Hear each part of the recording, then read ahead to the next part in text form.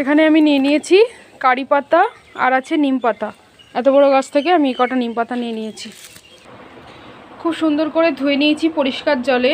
কারি পাতা নিম পাতাটা ভালো করে ধুয়ে নিয়েছি। আর আমরা যে জলটা পান করি সেই জল, পরিষ্কার জল নিয়ে নিয়েছি। দিয়ে এটার মধ্যে তোমাদের প্রয়োজন মতো দিয়ে দেবে চুলের লেন্থ অনুযায়ী। আর 5 মিনিট ফোটাতে যতটা জল লাগে ততটা, আমি এই আধ গ্লাস মতো জলটা দিয়ে দিলাম। দিয়ে দেবো 2 থেকে 3 চামচ মতো মেথি দানা, ফেনুগ্রিক সিড।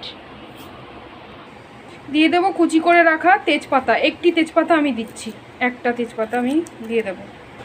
দিয়ে দেবো 2টো লবঙ্গ, মাত্র 2টো লবঙ্গ।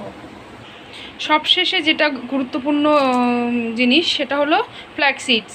আমার ফ্ল্যাক্সিডটা শেষ হয়ে গিয়েছিল, তো আমি কালকে কিনে নিয়ে এসেছি। আমি 2 দিন ধরে এটা কিছুতেই ইউজ করতে পারছিলাম না, তো আমি কালকে কিনে নিয়ে এসেছি এইটা। এই যে, তো এইটা আমি 2 থেকে 3 চামচ দিয়ে দেবো। এটা 5 মিনিটের জন্য ফুটতে দিয়ে দেবো। এটা 5 মিনিটের জন্য ফুটতে দিয়ে তারপরে এটা যখন হয়ে যাবে, জলটা যখন কম হয়ে যাবে, নিজেদের প্রয়োজন মতো যখন হয়ে যাবে, তখন এটা মাথায় স্ক্যাল্পে, ভালো করে স্ক্যাল্পে ম্যাসাজ করে পুরো লেন্থে দিয়ে দিতে হবে।